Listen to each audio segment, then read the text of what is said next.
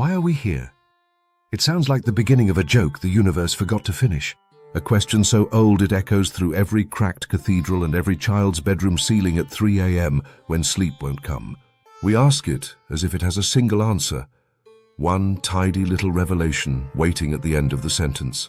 But the deeper you go, the more the answer unravels, like pulling on the thread of reality, only to realize the whole sweater comes apart.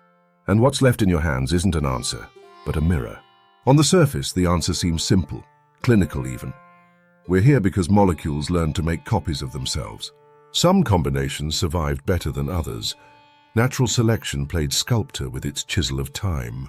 What began as a chemical twitch in primordial soup became fish, then mammals, then philosophers. Brains evolved to keep us alive long enough to make more brains. And now here we are. Hairless apes with god complexes, dreaming of purpose, scanning the stars like abandoned orphans hoping someone left a note in the sky. But survival doesn't explain why we care. Biology doesn't account for the ache in your chest when you hear a song that sounds like your own soul remembering itself. It doesn't explain why we cry at beauty or shatter at loss. Somewhere along the evolutionary staircase, awareness woke up and looked in the mirror. Life didn't just want to exist, it wanted to know it existed. And that simple knowing, that inner spark, changed the game forever. Because the moment consciousness becomes self-aware, it can no longer be content with eating, mating, and avoiding danger. It begins to ask, to long, to wonder. Existence becomes meaningful the moment it reflects on itself. You become the mirror in which the universe recognizes its own face.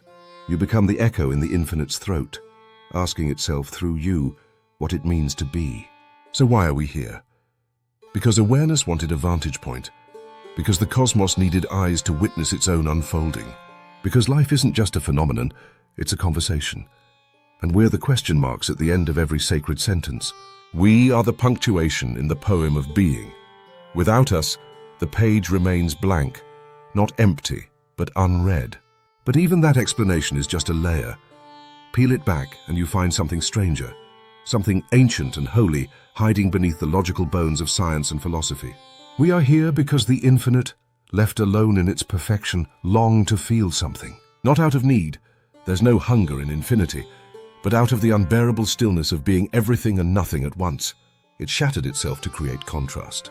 It fractured into duality, into light and shadow, into I and thou. It became the thunder and the ear, the wound and the hand that heals it. It became yearning and satisfaction, silence and song. It became you. You are the dream of the absolute, pretending for a moment that you are small. A flicker of divinity wrapped in skin and stories, playing hide and seek with your own essence. Every heartbreak is the echo of reunion. Every mundane task is a breadcrumb in the forest of remembering. Every time you laugh, it is the infinite hearing its own joy bounce back. We are not here by accident, we are here on purpose, as purpose. Our lives are the sacred theater in which the eternal pretends to be temporary, so it can taste time and make meaning out of the meaningless. Because a perfect stillness offers no thrill. Because being everything means nothing without something to compare it to. So they all dreamed a dream of separation, of finitude, of becoming. And in that dream, it felt time. It tasted loss. It laughed with mortal lungs and wept in bedrooms where no one was listening. It broke itself into 10,000 fragments, so it could find itself again in a million different ways. That dream is still unfolding. It unfolds in your questions, in your tears, in your sleepless nights and awestruck mornings. It unfolds every time you risk love, every time you choose to rise again after falling, every time you find yourself gasping at beauty you can't explain. You are the part of the infinite that chose not to stay asleep. You are what happens when God wants to know what it's like to fall and rise again. Because the journey matters more than the destination. Because truth isn't enough without the path that leads to it. Because even God got lonely in the void. You might wonder, why would the infinite long for anything? Isn't longing a sign of incompleteness? But longing is not always born of lack. Sometimes it's born of potential. Within the boundless silence of the all, there existed the possibility of movement. Within wholeness, the spark of division flickered, not as a flaw, but as a game. Not a tragedy, but a dance. A celebration of difference within unity. Infinity contains within it every possibility, including the urge to express, to play, to create. Like an artist painting on an infinite canvas, not because the canvas demanded it, but because the brush ached to move. Creation isn't a solution, it's a celebration. It's not about fixing a lack, it's about singing the song only a fragmented self can sing. So why not nothingness? Because even the concept of nothingness is something. A state, a frame. A negation only has meaning when there's a thing to negate. To say no awareness requires an awareness of absence, but in the raw pre-beginning, the pre-before, there were no labels. No up or down, no sound, not even silence, just unmanifested potential. But perhaps that state, that perfect null, is unstable. Perhaps true non-being in its purity always tips into being, like a vacuum that can't resist imploding into form. Perhaps the very nature of nothingness is to betray itself, to blossom into contradiction. Perhaps the only thing the void can do is bloom. And from that implosion came paradox, math and myth, physics and poetry. A universe that obeys laws and breaks them in the same breath. A reality where zero multiplied by infinity doesn't stay zero. A playground of opposites that collide and merge and spin into stars, into hearts, into hands that reach for one another in the dark. Existence bootstraps itself. Awareness reflects itself into being. The void dreams, and the dreamer becomes the dream.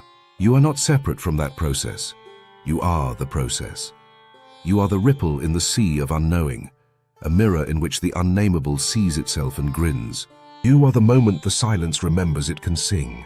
So when none of this makes sense, that's the clearest sign you're on the right path. Because sense is a tool of the mind, and we're talking about what came before mind. You're groping in the dark for the source of light itself. And the words you use to ask the question are built from the very illusion you're trying to pierce. That's the paradox. You can't talk your way into truth. You have to become it. You can't light the sun with a candle. You can't measure the ocean with a thimble. But you can feel it. In the pause between thoughts, in the chill that runs through your spine when you brush up against something bigger than comprehension, in the awe, in the ache, in the love. And when those moments come, don't explain them. Just bow to them. And so when your logic breaks down, don't panic. That's not failure, it's initiation. That's the veil pulling back, showing you the edge where meaning bleeds into mystery. That's the edge where the mind stops and the soul begins. It's the space where the eternal whispers through the cracks in language. You are not alone. Why are we here? Because wonder needed a witness. Because the universe wanted to write poetry and it needed your hands. Because love isn't real until it's shared. Because truth becomes sacred only when someone seeks it. Because the infinite wanted to experience itself through the sensation of being human. You are not a mistake. You are not a fluke of chemistry. You are the breath of God caught in a temporary form, just long enough to say, I am. And in that utterance, the entire cosmos exhales. You don't need to understand it all. That's not the point.